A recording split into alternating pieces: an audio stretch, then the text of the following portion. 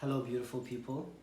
On New Year's Eve, Canada Border Services Agency and the Ottawa Police colluded to arrest me and my friend, threatened us with very serious criminal charges, detained us, only to release us several hours later without any charge. These terrifying events remind us that border services and the police work continuously and tirelessly in order to target people who fight against prisons, borders, and policing. Because I have a precarious immigration status in Canada, CBSA makes me attend these regular meetings on a weekly basis in their efforts to deport me.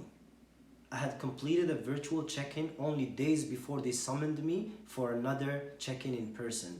This is during a global pandemic and the worst wave of it, where public officials are avoiding in-person meetings. A friend of mine came with me to the CBSA office. The officials there created many delays until ultimately the Ottawa police showed up. And when they showed up, we were both arrested, my friend and I, and the police said that we would be both facing serious criminal charges. They provided no information to justify these charges. Fortunately, we belong to a loving community of loving people who immediately mobilized in order to demand our immediate release and ask questions. Later that evening, after several hours of being detained, we were being released unconditionally without any charge. But how could the police arrest and detain us for so long with no charge? Why did they tell us we were both being charged with serious crimes only to release us later on unconditionally? Why did CBSA use my immigration appointment in order to hold me for the Ottawa police? Why was our health put at risk during a global pandemic by jailing us? Why did they search my apartment and my friend's car while we were detained by police? We have so many questions that we need answers to.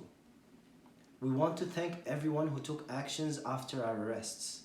Your support and care demonstrated the power of collective action. We believe we were targeted precisely because we fight against imprisonment, policing, and deportations that happen in our communities. Our arrests and charges were an attempt to intimidate us and others who share our struggle. But we will never abandon our struggle, and the actions of Ottawa Police and Canada Border Services Agency actually strengthened our resolve and our determination to strive and demand and fight for liberated and better futures. Our experience highlights how state officials try to punish and control people who speak and work towards liberation. The Canadian government is actively attempting to deport me despite that I have many legal proceedings in order to stay in Canada. My struggle to remain here is part of a larger push to free us from state violence. My community and I have shown that we will not be intimidated into silence and that we will continue our efforts to ensure I can remain here with my kin, loved ones, and family. And I ask you to join us in this fight to live in peace and abundance together. Thank you.